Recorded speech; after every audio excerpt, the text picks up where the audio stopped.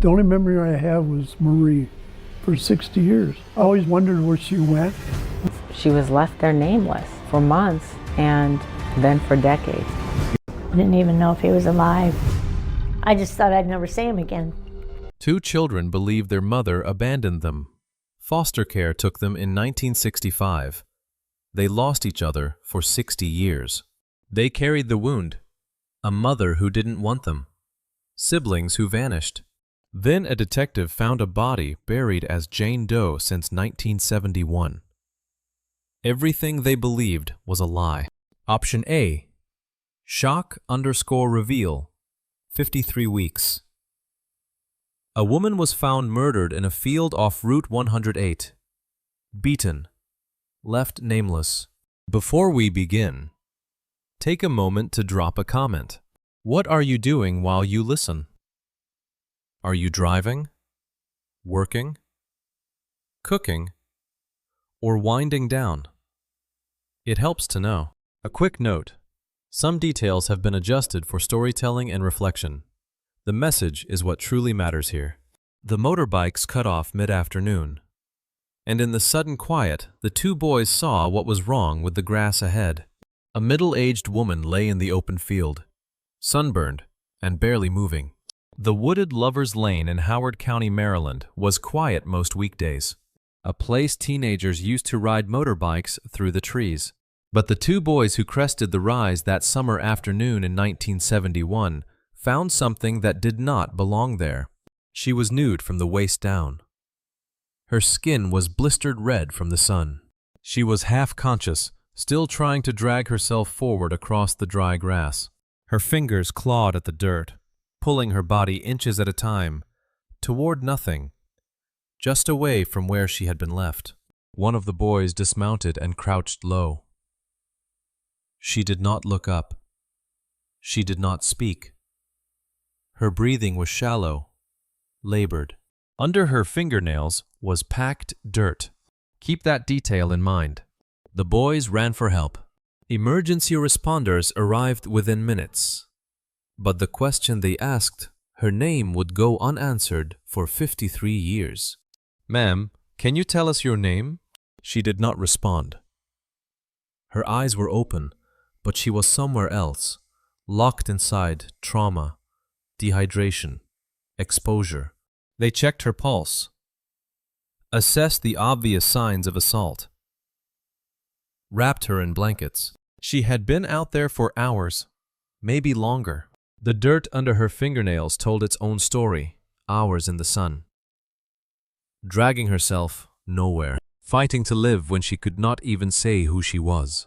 They searched the area. No purse, no identification, no car nearby. No one had reported a missing woman matching her description. The responders loaded her into the ambulance and asked again, "Do you know where you are? Can you tell us your name?" Silence. A name is the first thing we are given. It is how we are known, how we are remembered. Without it, a person becomes a case number, a Jane Doe, a question mark in a file that may never close. They asked her name 3 times that afternoon. She could not give it. Not because she would not, she could not. The trauma had taken her voice, her memory, her identity. In that moment, she stopped being a person and became a question no one could answer. The ambulance carried her away from the field. Help had arrived in time to save her life, but not her name. And without a name, she was no one. Somewhere, someone knew who she was. Somewhere, someone had a daughter, a sister, a wife, a mother who had not come home. But no one in Howard County knew to look for her. No missing person report matched. No family called. She had vanished before she was ever found. The hospital would try every method available in 1971 to give her back her name. Fingerprints, photographs, public appeals. Nothing worked. She could not tell them. and no one came forward to claim her. The fingerprints came back from NCIC with nothing. Police investigators ran her prints through the National Crime Information Center database, the most comprehensive system available in 1971. No match. She had never been arrested, never been fingerprinted for military service or government employment. That door closed. A nationwide teletype went out asking if anyone was missing a middle-aged woman found in Howard County, Maryland. Hospital staff sent the bulletin to agencies across the country. Days passed, then weeks. No one responded. That door closed too. A sketch artist came to the hospital and drew her face from the bedside. The rendering was detailed, careful. A woman with middle-aged features, dark hair, a face that should have been familiar to someone, somewhere. Local newspapers ran the sketch in July, August, September. Not a single person called. The sketch ran in 3 papers, a desk sergeant noted in the file. Not a single call. Every available method had been tried. Every door had closed. By September, she was still nameless, still no one. In September 1971, she died. The cause was a stroke, massive, sudden, the kind that shuts the body down all at once. But the manner of death, according to the medical examiner, was homicide. She had been left in that field to die. The assault, the exposure, the hours crawling through the sun. Someone had put her there, and that someone had killed her. The medical examiner performed the autopsy with routine precision, cutting tissue samples and mounting them on glass slides, a standard procedure that would 53 years later become anything but routine. He worked methodically small sections of her heart, lungs, liver, kidneys, each one sliced thin and placed on a glass histology slide. Standard practice. A record of the body, preserved for future review if questions arose. Standard histology, he dictated to his assistant. Heart, lungs, liver, kidneys. Mount and file. The autopsy was turning her into evidence, into a file, into a question mark. And in doing so, it was also, without anyone knowing, preserving the only thing that would ever answer it. On the death certificate, where a name should have been written, he typed 1971 Jane Doe. The slides were labeled, boxed, and placed on a shelf in the evidence room. A clerical act, unremarkable. The kind of thing that happens 1,000 times in 1,000 jurisdictions. Evidence filed. Preserved, stored in case it is ever needed again. No one imagined it would matter.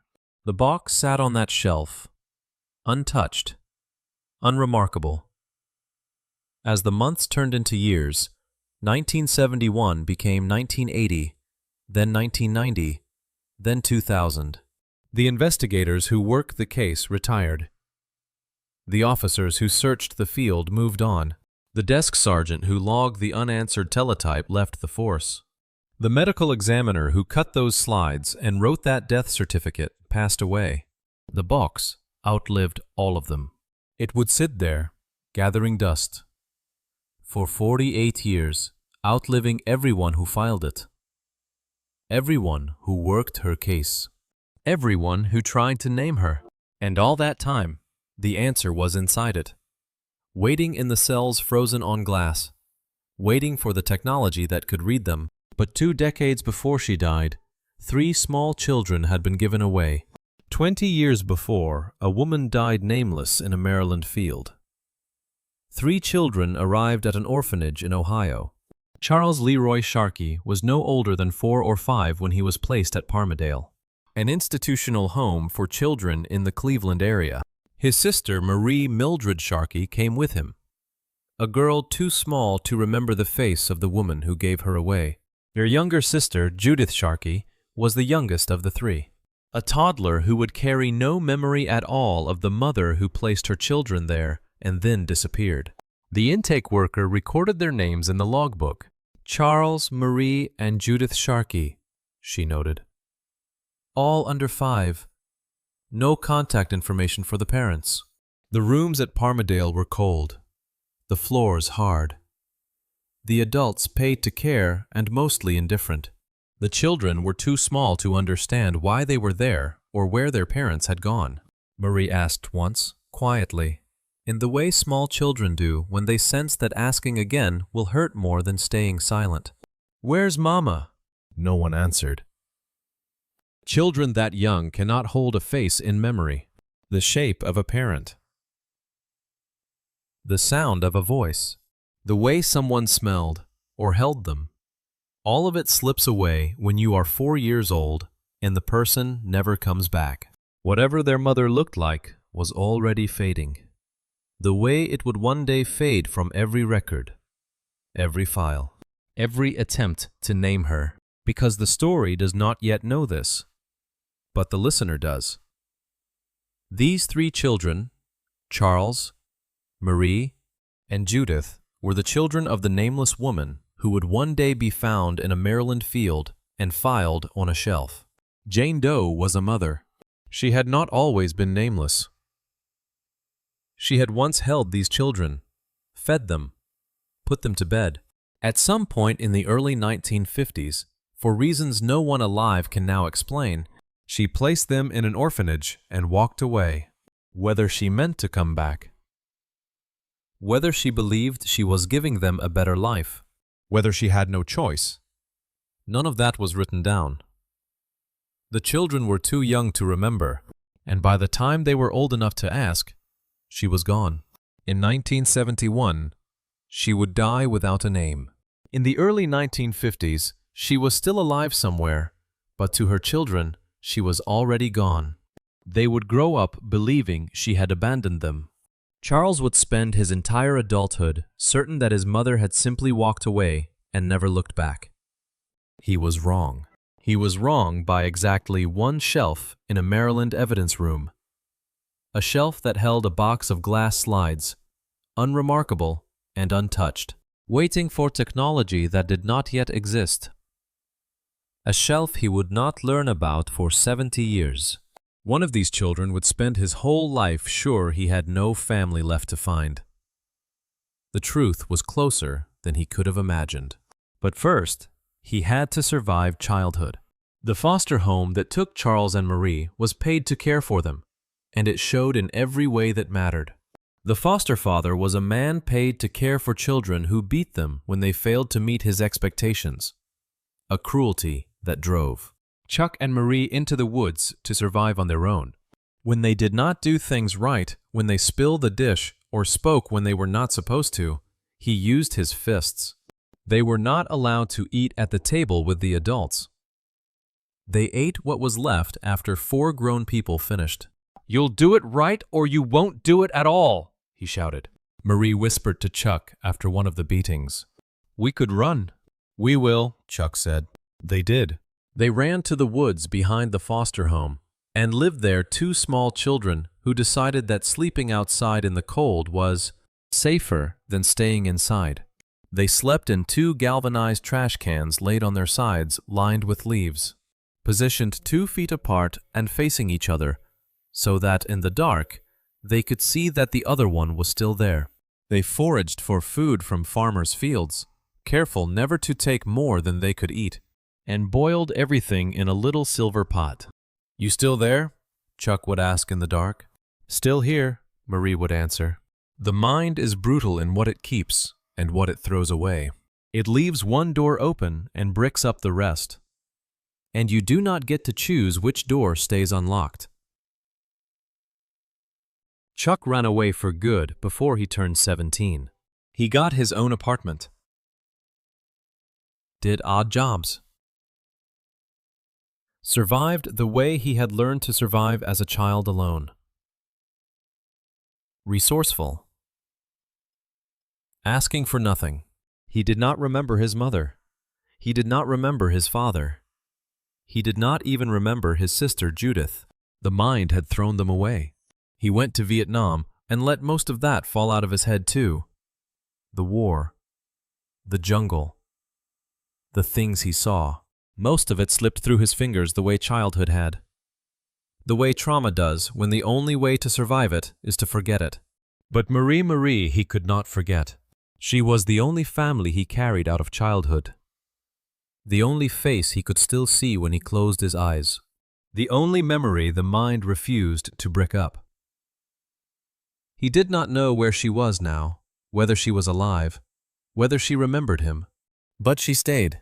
Keep that in mind, because Marie was the only reason this story would ever have an ending. Without her, the woman on the shelf in Maryland would stay nameless forever. Without her, Chuck would never know that the mother he could not remember had not abandoned him. She had been murdered, left in a field, and erased. Marie stayed. And decades later, when the technology finally existed to read the cells frozen on glass, that one unlocked door would lead investigators straight to the truth. For 48 years, nothing happened. The case file sat untouched in the Howard County evidence room. The box of slides remained on its shelf, unremarkable and forgotten, gathering dust in the dark. The woman stayed Jane Doe. No name, no family, no one looking for her. Years passed, decades. The investigators who worked the case retired.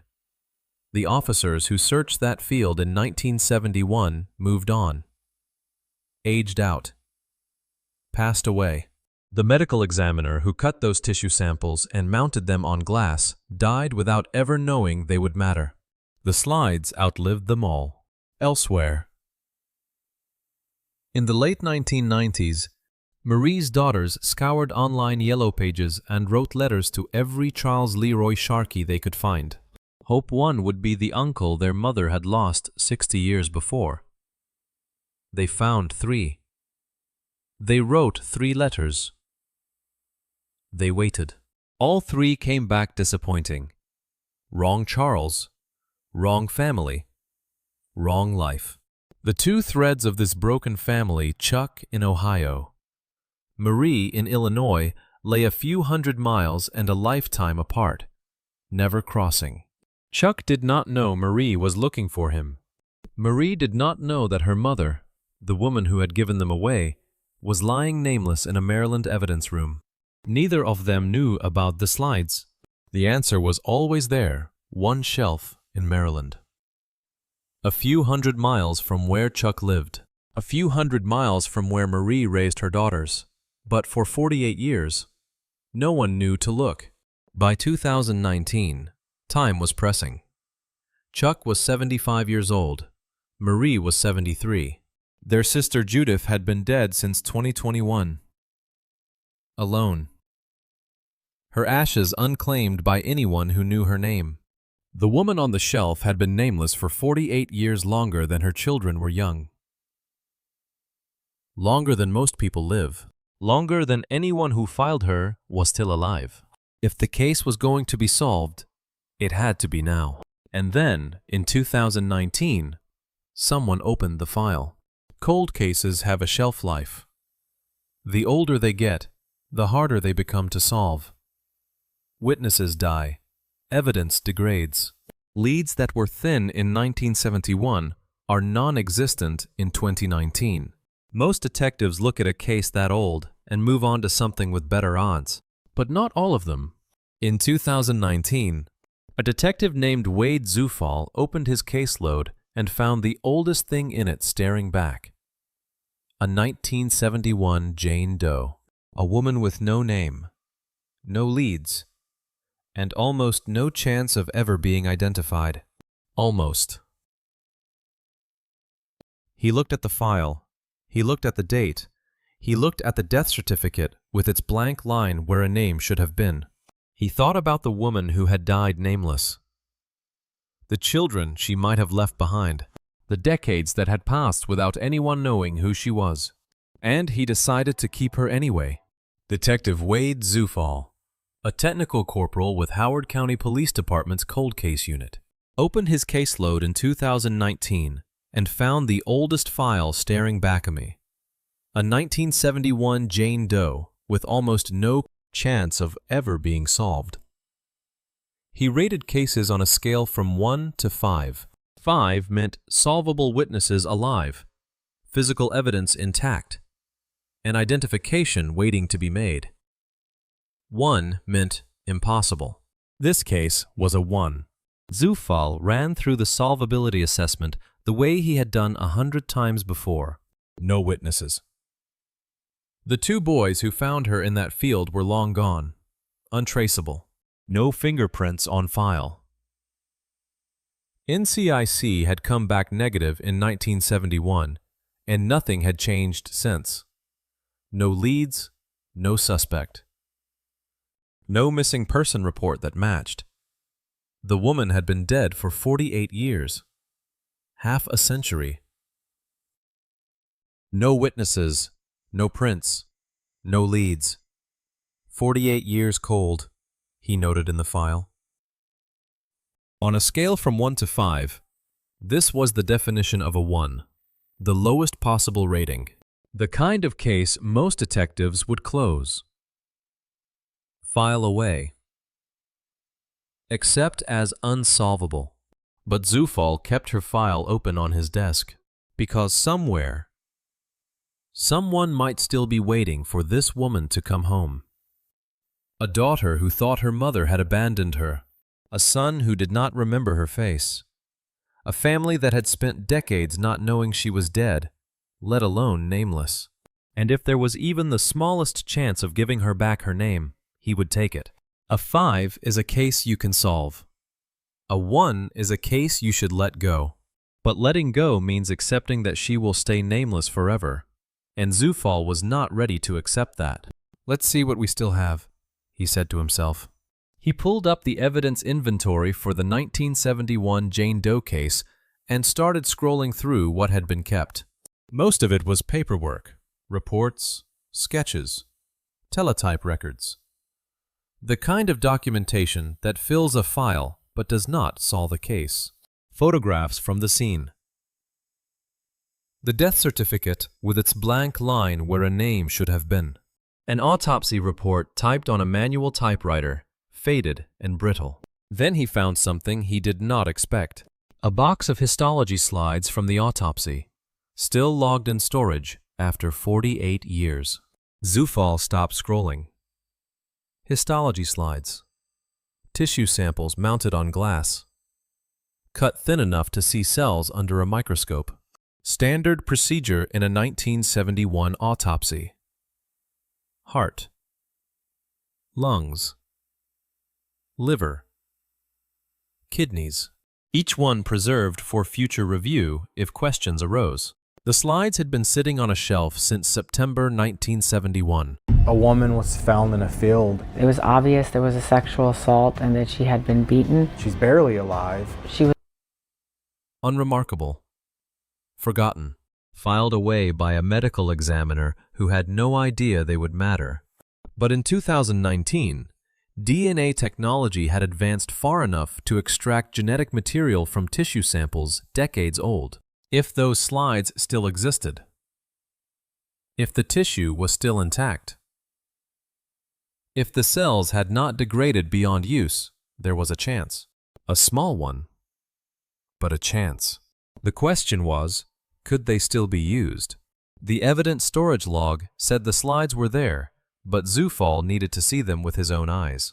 He walked into the evidence storage room and pulled the box logged from the 1971 Jane Doe autopsy. The cardboard was brittle with age. The label faded, but still legible. Inside histology slides. Tissue samples mounted on glass, small pieces of her heart. Lungs, liver, kidneys, cut and preserved 48 years ago by a medical examiner who had no idea they would ever matter. Against all odds. They were still here. They actually kept them, Zufall said to himself. He lifted one slide from the box and held it up to the light. Thin sections of tissue, stained and fixed to glass, no bigger than a postage stamp. The woman who had been found nameless in a field, who had died without anyone knowing who she was here reduced to cells frozen on glass. Waiting. Tissue from 1971. On glass. Preserved. The slides had outlasted the investigators who worked the case. They had outlasted the medical examiner who cut them. They had sat on that shelf for nearly half a century, unremarkable and untouched, while the world changed around them. And now, in 2019, they were the only physical record of the woman who had been buried as no one. But what could they do? Zufall held the slide up to the fluorescent light and wondered. DNA technology existed in 2019. He had read about it, solving old cases, identifying victims decades after they died. But could it work on tissue this old, fixed to glass? Preserved with chemicals that might have destroyed the very genetic material he needed. Potential without method is just hope sitting on a shelf, and hope alone has never solved the case. If there's DNA in there, he thought, if it can be read, but he did not know how to make it happen. He did not know what lab could extract DNA from tissue mounted on glass in 1971. He did not know if anyone had ever tried. He did not even know what questions to ask. It was like being handed a locked box and having no language for what a key was. I don't even know where to start, he admitted. The slides were a possibility. Fragile, uncertain, unproven. They might hold her name. They might hold nothing at all. The tissue might have degraded beyond use. The chemicals used to preserve it might have destroyed the DNA. The decades might have reduced the cells to nothing but stains on glass. Or, they might be the answer. Zufall placed the slide back in the box carefully, as if it were made of something more fragile than glass. Because in a way, it was. This was all that remained of a woman who had died nameless, a few thin slices of tissue on glass, a death certificate with a blank line, and a file that no one had opened in decades. For a while, the slides were a question Zufall could not spell. Evidence that might hold her name, or might hold nothing at all. He did not know how to make them talk. Not yet. First, he would try every other door, before the slides. Zufall tried every door that had existed in 1971 and found each one locked. He ran missing persons checks through every available database. All negative. He searched old teletype records from 1971, looking for any reports of a missing woman in Maryland or neighboring states. Nothing. He checked for matching fingerprints in updated systems, hoping that somewhere in the decades since her death, someone with her prints had been logged. No match. He reached out to neighboring jurisdictions, Virginia, Pennsylvania, Delaware, asking if anyone had ever reported a middle-aged woman missing in the summer of 1971. No one had. Missing persons negative. Prints no match. Teletypes 0 responses, he noted in the file. It was like she had never existed. Every method that should have worked in 1971 still led nowhere in 2020. The conventional toolkit fingerprints. Missing persons reports. Public appeals had failed then. And it was failing now. The woman had slipped through every net designed to catch her. But Zufall kept searching. He dug deeper, cross-referencing birth records with the estimated age range from the autopsy. He found a woman in Springfield, Illinois, with a birth date that matched. The name was different. But women change their names. Marriage, adoption, choices made for reasons no one records. He found a phone number. Zufall dialed. The phone rang. And rang. No answer. Voicemail picked up. Hello, this is Detective Zufall with Howard County Police. I'm calling about a cold case from 1971. If you could give me a call back, I'd appreciate it. He left his number. He waited. Days passed. No call back. He tried again. The phone rang. And rang. The Springfield number rings and rings.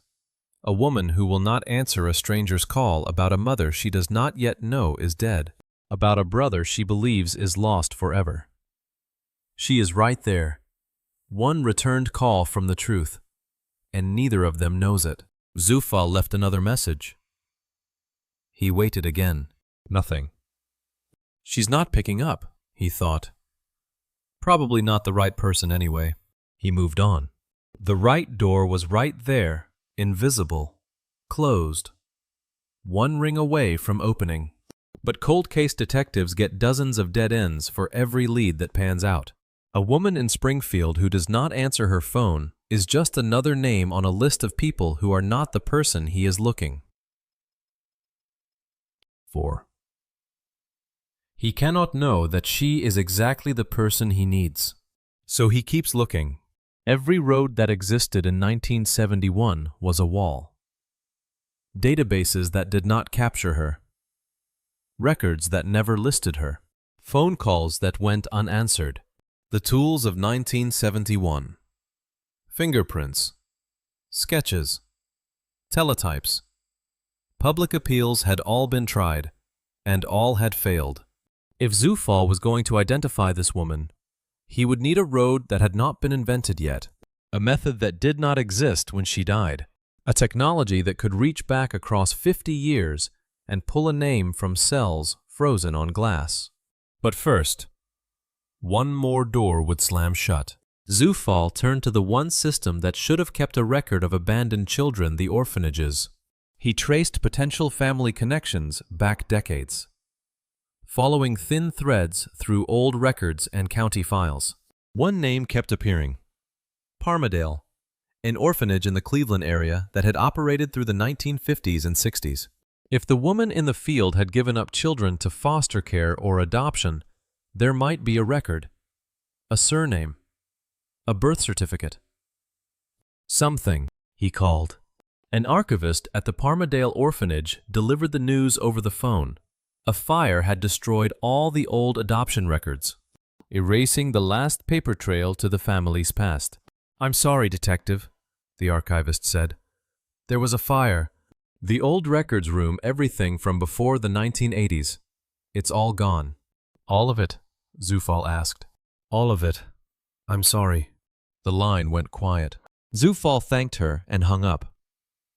He sat at his desk, staring at the file in front of him. 1971, Jane Doe. A woman with no name, no family, no identity, and now, no records that could prove she had ever been anyone's mother, anyone's wife, anyone at all. The paper trail was literally ash. Every door Zufal had tried had closed. Missing persons databases negative. Fingerprints no match. Teletypes from 1971. No responses. Phone calls to Springfield unanswered. Adoption records destroyed in a fire. The people were erased when they were placed in that orphanage. Their names lost when their mother died.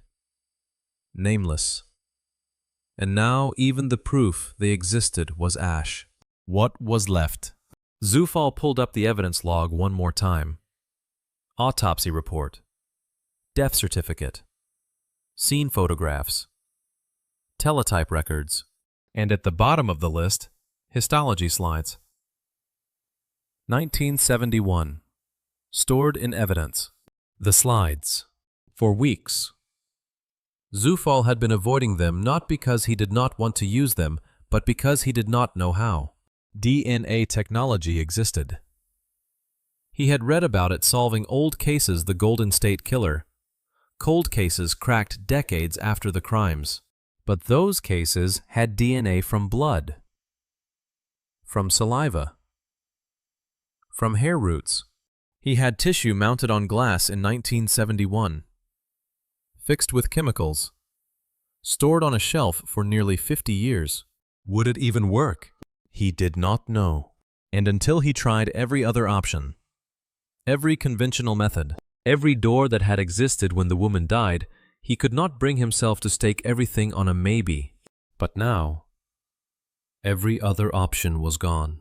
If the answer was not in any file, in any database, in any records room left standing, then it would have to come from the body itself.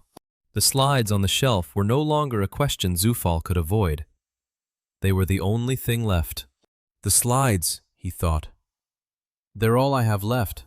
He needed to find out if they could still talk, if DNA could be extracted from tissue that old, if there was a lab anywhere that would even try, if this last fragile hope would hold, or if it would crumble like everything else. He would need to find out if they could still talk.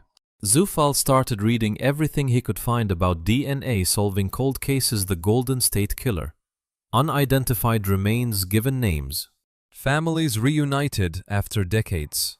Genetic genealogy was solving cases that had been cold for 50 years. Labs were extracting DNA from bone fragments, from old blood, from tissue preserved in ways that should not work but sometimes did. Zufall read case after case, Jane Does identified, families notified, names restored to graves that had been marked as no one. One lab kept appearing in the articles Othram, based in Texas, specializing in degraded DNA and impossible cases. They had identified victims from the 1980s, the 1970s, even earlier. They had taken samples other labs refused. Too old, too contaminated, too far gone, and found answers. Othram identifies Jane Doe from 1990s bone fragments, Zufall read. Family notified after 30 years. He leaned back in his chair. If they can do that, he thought, maybe they can do this. He started drafting an email. The slides were decades-old tissue, formaldehyde fixed, mounted on glass, stored in an evidence room for 53 years. The tissue had been preserved for a different purpose, microscopic examination, not DNA extraction. The chemicals used in 1971 might have destroyed the very genetic material Zufall needed. The decades might have degraded what the chemicals left behind. But maybe something usable survived. He typed the email carefully, explaining the case, the victim, the slides. He described what he had: a woman with no name, tissue on glass from a 1971 autopsy, a homicide that had gone unsolved for half a century. He asked the question he had been building toward for months. I have histology slides from a 1971 homicide, victim unidentified. Is there any chance you can extract DNA from this? He had read about the wins the cases solved, the families reunited, the names restored. What he had not read about were the losses, the samples too degraded, the cases that stayed cold even with the best technology in the world. For every success story, there were a dozen failures that never made the news. This was either the door or the end. This is it, he thought. Either the door or the end. He reviewed the email one more time. Checked the attachment showing the evidence log. Made sure he had explained everything clearly. Best, this case was definitely a 1. Othram said no. There was nothing left to try. No other labs. No other methods. No other roads that had not already closed. The woman would stay nameless.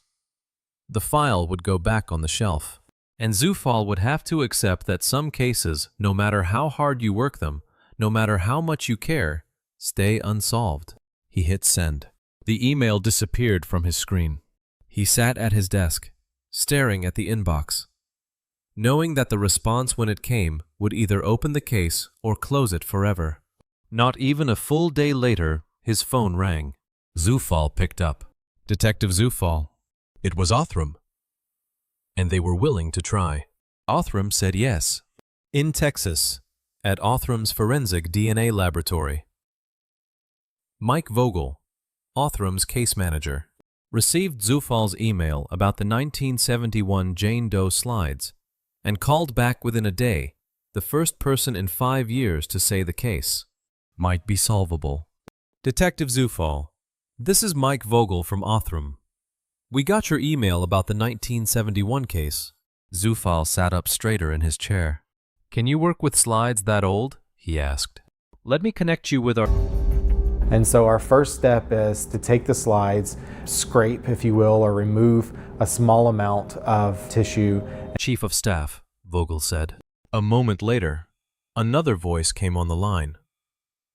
Colby Lazion, Chief of Staff at Othram, who knew what most labs would say about 53-year-old tissue fixed to glass, too old, too damaged, impossible.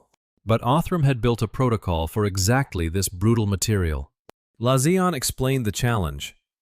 The tissue was formaldehyde fixed, paraffin embedded, mounted on glass decades ago. FFPE.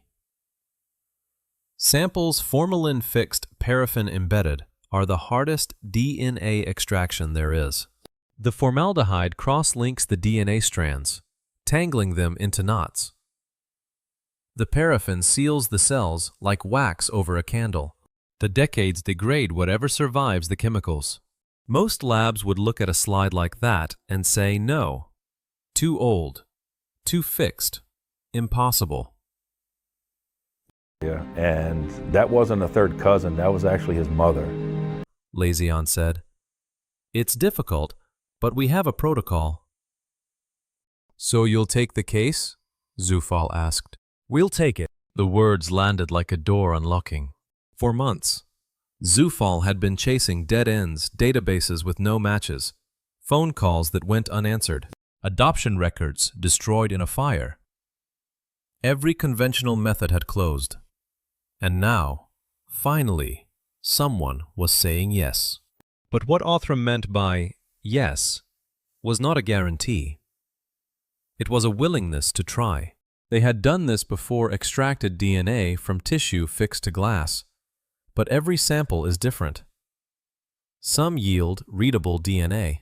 Some yield fragments too short to be useful. Some yield nothing at all. What most labs call impossible, Othram calls Tuesday. The difference is not better equipment or smarter scientists, but a refusal to accept that 53-year-old tissue on glass is automatically unreadable. They had developed a protocol. They had refined it. They had succeeded before, and they were willing to try again. Zufall shipped the slides to Texas.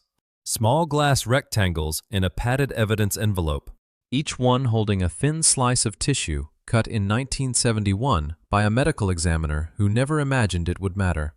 The slides had outlasted the people who filed them, outlasted the investigators who worked the case, outlasted the technology that existed when the woman died.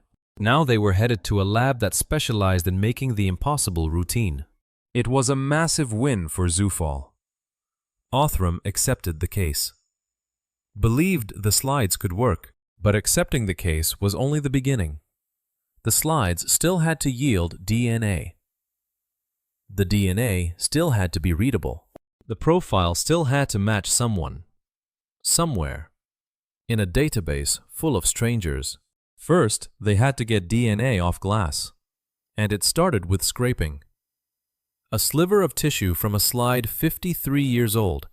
The slide sat on the lab bench under cold light 53-year-old glass, with tissue samples barely visible to the naked eye. Othram lab technicians worked with painstaking precision to scrape tissue from the 53-year-old slides and extract the DNA that most labs would have called unreadable. They scraped a sliver from the first slide, a sample so small it looked like a speck of dust. Then they placed it in solution to break open the cells, to lyse them and free the DNA trapped inside tissue fixed with formaldehyde for over half a century. The process required precision, patience, chemistry. One wrong step and the sample would degrade further, become unusable, stay locked in the glass forever. Tissue scraped, a technician noted. Starting lysis. Lazion watched from across the lab. He had seen this protocol work before other slides, other decades-old tissue, other impossible cases. But every sample is different. Some yield DNA. Some yield fragments too short to read. Some yield nothing. "We've done this before," he said. "The protocol works." The extraction process began. Hours passed. The solution worked through the tissue, breaking bonds, freeing genetic material from the chemical prison that had held it since 1971. The listener realizes those glass slides from Chapter 1. The routine autopsy detail filed away, they mattered all along. And now they're giving her back. Before we reveal what came out of that tube, are you still here? Comment A if you think the DNA survived, or B if you think it degraded, and add one reason why in 10 words or less. A quick note, some of the technical details ahead are simplified for storytelling. What matters is the science worked. The extraction completed. A technician held up a tube of liquid. At the bottom, barely visible, a solid pellet. Real. Extracted DNA from a 53-year-old slide. "We have a pellet," the technician said. Lazion leaned in. "DNA extracted," he confirmed. "It's real." The pellet was proof. Proof that the impossible was possible. Proof that tissue fixed in 1971, mounted on glass, stored in a box for decades, still held readable genetic material.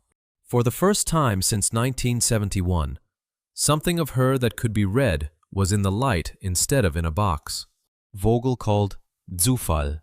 "Detective, we've got something," he said. Zufall sat up, phone pressed to his ear. "What do you have?"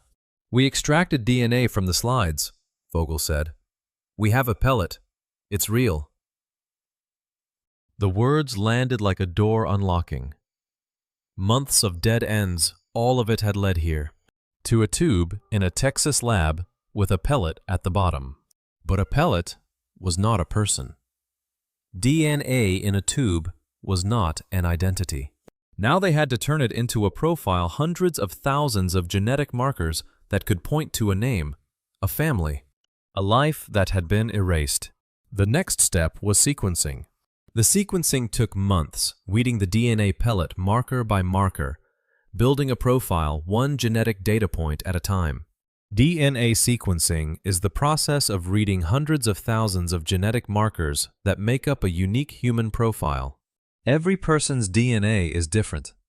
A fingerprint written in genetics.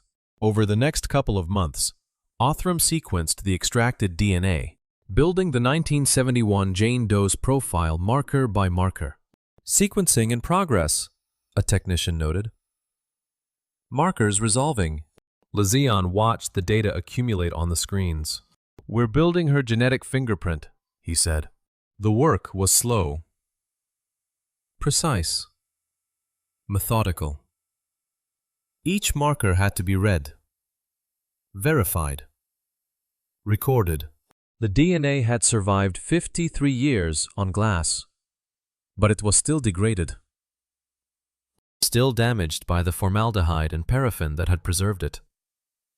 Some markers were clear, some were fragmented, some were missing entirely, but enough remained, a couple of months after extraction. Lazion called Zufall with the results. "Detective, we've got the profile," he said. "It's complete." Zufall sat forward in his chair. "You really did it," he said. "After 53 years, we have her DNA." "We have her profile," Lazion corrected. "Now we need to find who she's related to." The profile was a full S&P. Read hundreds of thousands of single nucleotide polymorphisms, the genetic markers that make each person unique. It was proof. Proof that the DNA had survived. Proof that the slides had held. Proof that the impossible case Zufall had rated a 1 out of 5 was not impossible after all. For Zufall, it landed as confirmation. The science he had bet on, the lab he had trusted, the slides he had shipped to Texas had delivered. They had pulled readable DNA from tissue that most labs would have called unreadable. They had turned a pellet into a profile. But a profile was not yet a name. A profile is not a name. It's the difference between knowing someone existed and knowing who they were, between data and identity, between science and family. The woman in the field had a genetic fingerprint now. She had markers. She had data that could be compared, matched, traced, but she still did not have a name. She still did not have a family. She still did not have anyone who knew she was dead. A profile is a genetic lock. Somewhere out there was the key. A living relative who shared her blood, whose DNA would match hers and point back through generations to a name, a family, a life that had been erased. The question was, would anyone match? Genetic genealogy databases are built on consent. People submit their DNA voluntarily, hoping to find relatives. Trace ancestry. Build family trees. Most Americans have never taken a DNA test. Most families have no one in the databases. And even if a relative had submitted their DNA, the match might be too distant. A fourth cousin, a fifth cousin, someone whose connection to the victim was so remote that tracing the family tree back would be impossible. But maybe someone close had tested. Someone whose DNA would light up the database and point straight to her. Zufall hung up the phone and stared at the file on his desk.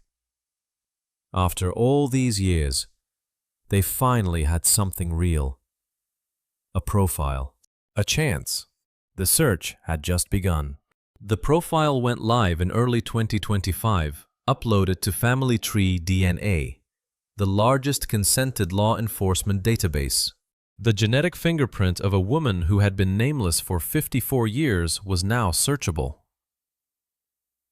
Waiting for someone, somewhere, to match. Lazian clicked the upload button and leaned back in his chair. The profile was in the system. Now they waited. Hours passed. Then days. The database compared the Jane Doe's genetic markers against millions of profiles submitted by people tracing their ancestry, building family trees, searching for relatives they had never met. Every time someone's DNA overlapped with hers, shared markers, inherited from a common ancestor, the system flagged it as a match. The waiting was the hardest part. The technology was instantaneous. The human side, whether anyone related to her had ever submitted their DNA to a genealogy database, was pure chance. Then the matches started arriving. The system flagged relatives, one after another. Predicted relationship degrees. Fourth cousin. Fifth cousin. Sixth cousin. Centimorgans shared the unit of measurement for how much DNA two people have in common. The more centimorgans, the closer the relationship. And one name appeared repeatedly in the closest matches: Charles Sharkey. Multiple matches pointed back to him or branched from him. His DNA overlapped with the Jane Doe's in ways that meant they were related, not distantly, but close enough to matter. Lazion called Zufall. "We've got matches," he said. "One name keeps showing up. Charles Sharkey." Zufall grabbed a pen. "How close?" he asked. "Close," Lazion said. "Based on the centimorgan values, third cousin range. Maybe closer." Finding a name after 54 years feels like opening a door that has been locked since before you were born. It could lead to a family, to answers, to the truth, or it could lead to another dead end. A surname that branches in the wrong direction. A relative too distant to trace back to the victim. A single name is both everything and nothing until you know what it means. Zufall and Lazion reviewed the matches together. The data was clear. Charles Sharkey shared enough DNA with the Jane Doe to be a close relative. The centimorgan values suggested third cousin. Maybe second. A collateral branch of the family. Someone who could point them toward Jane Doe's parents. Her siblings. Her children, if she had any. They assumed he was a distant cousin, someone whose family tree, if they could map it back far enough, would intersect with hers and give them a name. "We need to contact him," Zufall said. "See if he knows anyone who went missing in 1971. "Agreed," Lazion said. "I'll start building the family tree. You reach out." What they did not see, what the data showed but they had not yet interpreted, was that Charles Sharkey was not a third cousin. He was not a distant branch of a family tree that needed to be traced back through generations. The centimorgan values were higher than they realized. The relationship was closer than they thought. Charles Sharkey was not a cousin at all. He was her son. They thought they'd found a distant cousin. They'd found her son. The phone rang in Mentor, Ohio, and Chuck Sharkey hung up. Chuck Sharkey. In his early 50s, living in Mentor, Ohio, had no reason to think a cold case detective's call was anything but a scam. He had heard the voice start to introduce itself, something about Howard County Sheriff's Office, something about a cold case from 1971, and he had hung up before the sentence finished. Scammers were getting better, more specific, more convincing. Chuck was not falling for it. The phone rang again. Zufall tried a different approach. "Mr. Sharkey, I know this sounds unusual, but we have a 1971 Jane Doe case." Chuck cut him off. "I'm not interested," he said, and hung up. 2 hang-ups in 10 minutes. Most people would have stopped calling. Zufall did not stop. He left his name, his badge number, his direct line at the Howard County Police Department. He sent a follow-up email explaining the case. Genetic genealogy, DNA matches, a woman who had been nameless for 54 years. He waited. An hour later, Chuck's phone rang again. This time, it was not Zufall calling. It was Chuck. Chuck's wife urged him to call the detective back. Sometimes legitimate calls sound too strange to be true.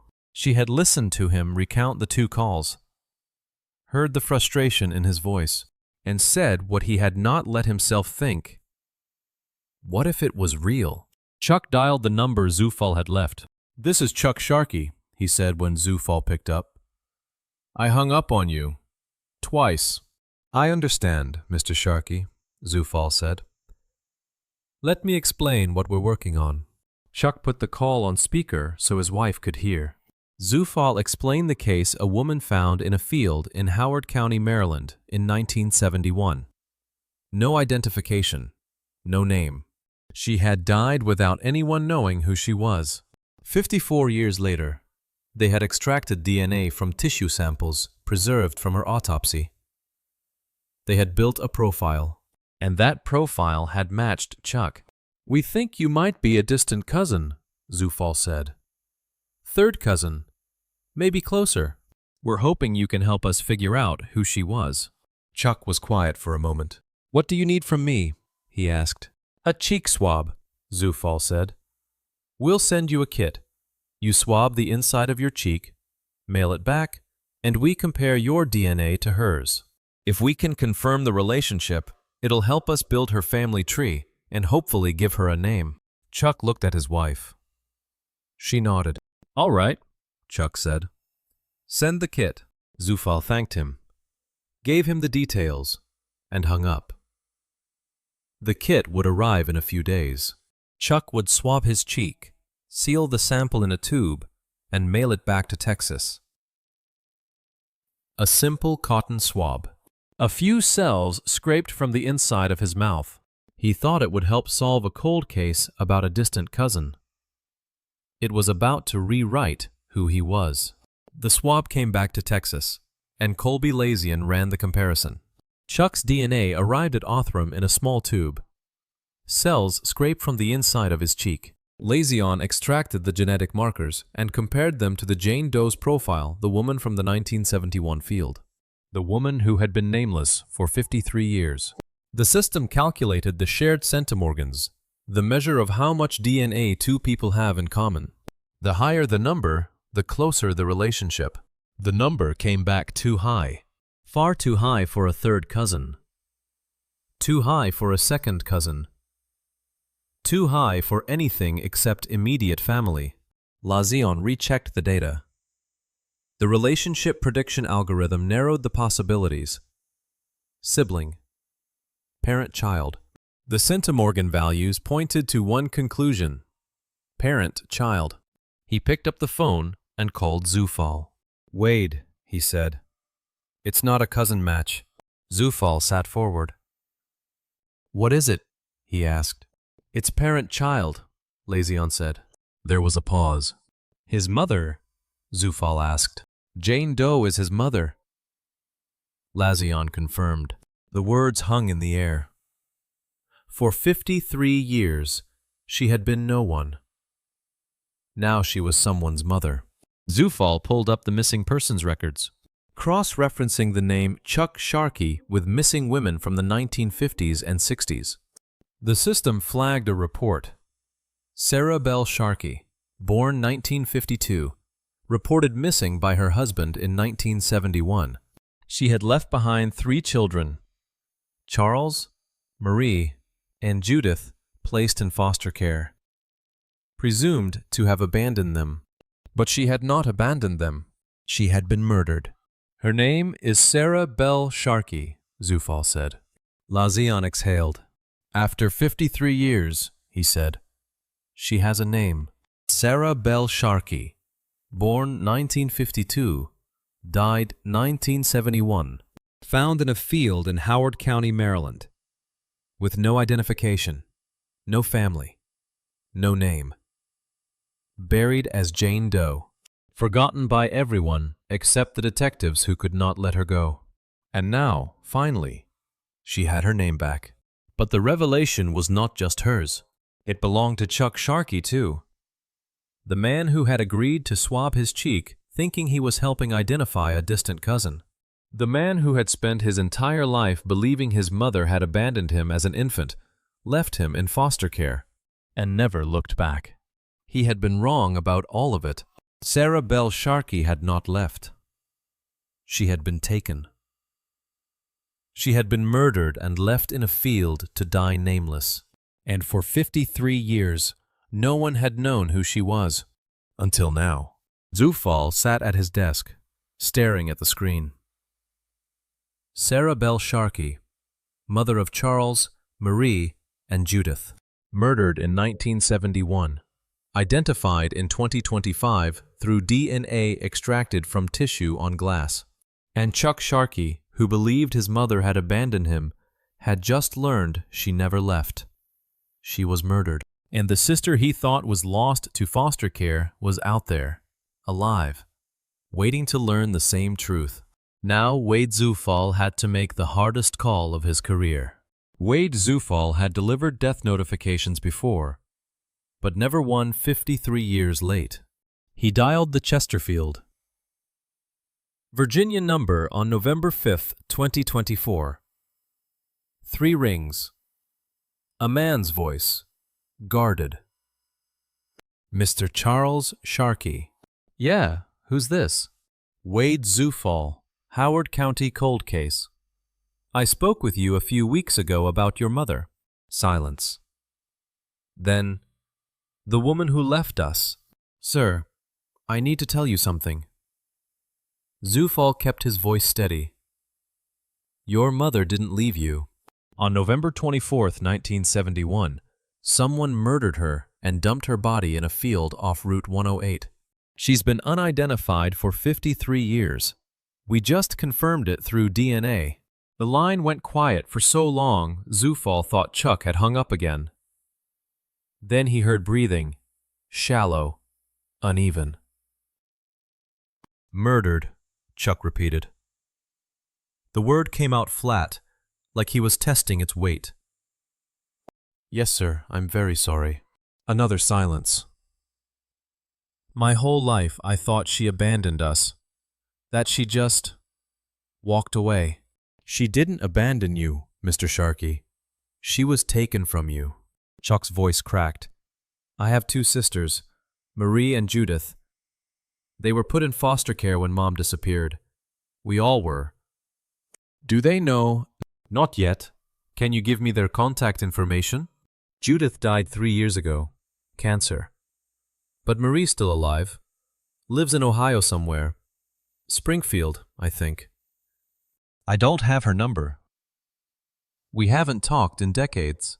Zufall's hand stopped mid-note. Springfield. Ohio. Some cases close when you name the dead. This one opened wider. Mr. Sharkey, when I first started working this case, I called a number in Springfield. A woman answered. But when I mentioned Howard County in 1971, she hung up. That was Marie. She knew, Chuck whispered. She knew what happened. I don't know what she knows, but I'm going to find out. After the call ended. Zufall ran the Springfield number through every database he had. It traced to a residence under a different last name Marie had married. He cross-checked obituaries and found Judith Sharkey's death notice from April 2021. Services in Maryland. Marie listed as surviving sister. 2 sisters. 1 dead, 1 alive. 1 who hung up the phone the moment Howard County was mentioned. Zufall stared at the Springfield number on his screen. Marie had answered once before. She'd stayed on the line just long enough to hear where he was calling from, then ended the conversation. Now he had to call her back. This time, he had a name. Sarah Belle Sharkey. And this time, Marie couldn't pretend she didn't know who he was talking about. Zufall picked up his phone. His finger hovered over the dial button. 53 years ago, someone killed Sarah Belle Sharkey and left her daughters behind. One of those daughters was waiting in Springfield, and Wade Zufall was about to find out what she'd been hiding all these years. Marie wouldn't answer. So Wade Zufall called her daughter instead. Lynn answered on the second ring. Zufall kept his voice calm, professional. I'm trying to reach Marie Sharkey about a case from 1971, Howard County, Maryland. Is this a good number? A pause. Then, she hung up on you, didn't she? She did. Let me get my mother on the line. The phone clicked. Hold music for 30 seconds. Then 2 voices, Lynn and another woman, older, guarded. This is Marie. Marie Mildred Sharkey, in her 60s, had believed all her life that her mother abandoned her and her brother was lost to foster care. Wade Zufall was about to rewrite that story in under 3 minutes. Mrs. Sharkey, my name is Wade Zufall. I'm with Howard County Cold Case. In 1971, a woman was found murdered in a field off Route 108. She was never identified. For 53 years, she was called Jane Doe. Silence on the line. Marie didn't hang up this time. We just confirmed her identity through DNA, Zufall continued. The Jane Doe is your mother, Sarah Belle Sharkey. The silence stretched longer. Then Marie's voice, barely a whisper. She was murdered. Yes, ma'am. I'm very sorry. I thought she left us. Marie's words came slow. Each one waited. They told us she left. That she didn't want us anymore. She didn't leave you, Zufall said. Someone took her from you. Lynn's voice broke in. Mom. But Marie kept talking, as if the words had been waiting 60 years to come out. I was 2 years old. They put us in foster care, me and my brother and my sister. I thought my whole life she just walked away. Zufall had delivered hard truths before, but this one carried a strange mercy. The mother who abandoned you didn't abandon you. The loss was real, but the rejection was a lie. She'd spent 60 years believing her mother left and her brother was gone. Mrs. Sharkey, Zufall said, there's something else. We found your brother. Another silence. This one sharper. Chuck Sharkey. He's alive. Lives in Virginia. He just learned the same thing you did. Your mother didn't leave. She was murdered. I always talk about, a case within a case. You found Chuck? Yes, ma'am. I haven't seen him since we were babies. I didn't think I'd ever... Her voice trailed off. Zufall waited. Some moments needed silence. Finally, Marie spoke again. Does he know about me? He does. And he'd like to meet you, if you're willing. Yes. No hesitation. Yes. I want to meet him. Lynn's voice came back on the line, steadier now. When? Zufall gave them Chuck's contact information. Marie wrote it down. Her hand was shaking, Lynn told him later, but she didn't miss a single digit. The call ended with a plan. Chuck and Marie would meet in Maryland. A time, a place. Two people who shared blood and nothing else. About to fill in 60 years of blank space. Marie Sharkey said yes. Chuck Sharkey said yes. Two siblings separated at birth by foster care and a lie would meet for the first time in 60 years. Neither could remember the other's face. They were about to build a family out of nothing but blood and loss. The reunion was set. They stood in the same room for the first time since 1965. Two strangers who shared everything. Chuck and Marie didn't remember each other. He'd been 6 months old when foster care split them. She'd been barely older. 60 years had turned them into different people, different names, different lives, different states. But the DNA didn't lie. Marie spoke first. I thought I'd lost you. Chuck's voice was quiet. I didn't even know you were real. They sat together for hours. Not talking much, just being close. Marie showed Chuck a photo she'd kept from childhood. A blurred image of 3 small children she'd been told were her siblings. Chuck couldn't make out the faces, but he knew now it was them. Him. Marie. Judith. We're real now, Marie said. The conversation moved slowly. Small details. Where they'd lived. What they'd done. How they'd survived. Neither of them asked why their mother had left. They both knew now she hadn't. Someone had taken that choice from her. And from them. Lynn sat nearby, watching her mother find a piece of herself she'd thought was gone forever. Sometimes healing looks quiet. This was one of those times. A few weeks later, Wade Zufall made one more call. Judith's ashes had been sitting in a funeral home since 2021. No one had claimed them. Zufall arranged for them to be sent to Chuck in Mentor, Ohio. All 3 siblings came together in the same place for the first... And it just came all back, And just inner peace, closure. Hi, sweetheart. How are you? time since 1965. Chuck, Marie, and Judith. Judith hadn't lived to see her mother named. But she was part of the reunion now. Family isn't memory. Sometimes it's just DNA and the decision to stay. The story of Sarah Belle Sharkey did more than name one woman. It proved what was possible. The tissue slides from 1971, stored in a Howard County evidence room for 5 decades, had yielded enough DNA to build a family tree through Othram's laboratory. Colby Lazion and her team had... When all that's done for the day, I still have an open homicide of a woman that was the victim of a violent crime. into identity. Thousands of Jane and John Does wait in evidence rooms across the country, unidentified for decades.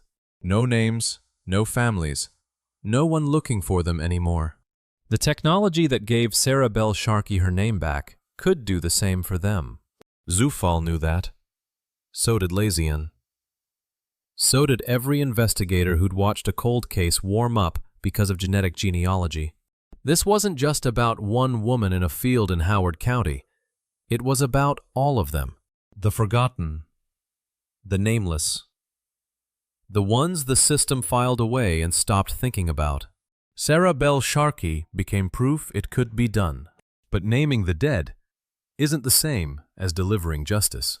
Sarah Belle Sharkey had a name, a family, a legacy. Genetic genealogy had given her children back the mother they thought had abandoned them. It had reunited siblings who'd spent 60 years apart. It had proven that even 5 decades couldn't erase identity. But she still didn't have justice. Somewhere, the person who killed her in 1971 was still breathing, still walking, still free. And Wade Zufall wasn't done. The case file on Wade Zufall's desk said open. And it would stay that way. Sarah Belle Sharkey had a name now. She had family. DNA. A place in history. But she didn't have justice. The person who killed her in 1971 and left her body in that field off Route 108 was still unknown. Maybe dead, maybe breathing, maybe living in the same county. Driving past the spot where she was dumped every week without a second thought, Zufall had given her back to her children. He couldn't give them the why or the who. Some cases close when you name the victim. This one stayed open. The homicide investigation continues. Evidence from 1971 sits in storage. The clothing, the slides, the scene photos. If forensic science advances again. If a new database search turns up a match. If someone's deathbed confession finds its way to a tip line. Zufall will be ready. But for now, the killer walks free. Or walked. 54 years is a long time. That's the hard truth of cold cases. Sometimes you name the dead. Sometimes you catch the killer. Rarely do you get both. Sarah's children got something else instead. Chuck and Marie talk every day now. Phone calls, text messages, photos of grandchildren neither knew the other had. They're building a sibling relationship from nothing but blood and 60 years of blank space. Marie told Chuck she never thought she'd have a brother again. Chuck told her they lost 60 years. And they weren't losing any more. Judith's ashes are with Chuck in Mentor, Ohio. All 3 siblings are together for the first time since foster care split them in 1965. Sarah didn't live to see it. Judith didn't live to see it. But it happened. Family rebuilt from DNA and persistence. No one knows why Sarah gave up her children in the early 1960s. The records don't say. Chuck and Marie don't remember. Maybe she believed foster care would give them a better life. Safety, stability, a future she couldn't provide on her own. What would Sarah think, knowing her death gave her children back to each other? It's the strangest mercy. She placed them in foster care to save them. 60 years later, it was her murder that reunited them. The system took her children. Genetic genealogy gave them back. Sarah Belle Sharkey died alone in a field. She was buried as Jane Doe. For 53 years, no one knew her name. Then Colby Lazion built a family tree from tissue slides stored in an evidence room. Wade Zufall made the calls. Chuck and Marie learned the truth, and Sarah stopped being forgotten. Her case became a blueprint. The technology that named her can name thousands more. The Jane and John Does waiting in morgues and evidence rooms across the country, unidentified, unclaimed, unmourned. They're next. Sarah proved it could be done. She has her name. Her children have each other. And somewhere in the archives, her slides wait a template for the work still to come. The woman found in the field off Route 108 on November 24, 1971, was Sarah Belle Sharkey, mother of 3, murdered and forgotten. Now she's neither. Sarah Belle Sharkey has her name.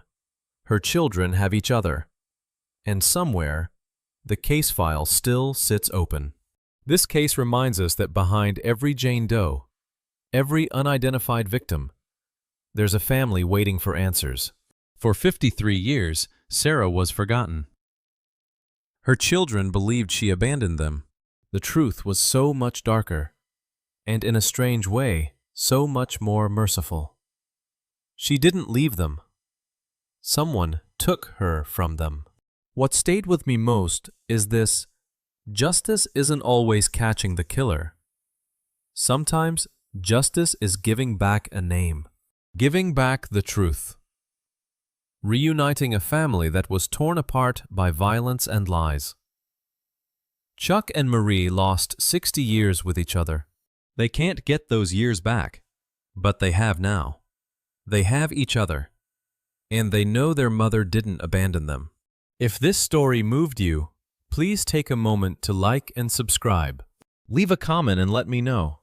Have you ever had a family mystery that changed everything when the truth came out? Your stories matter here.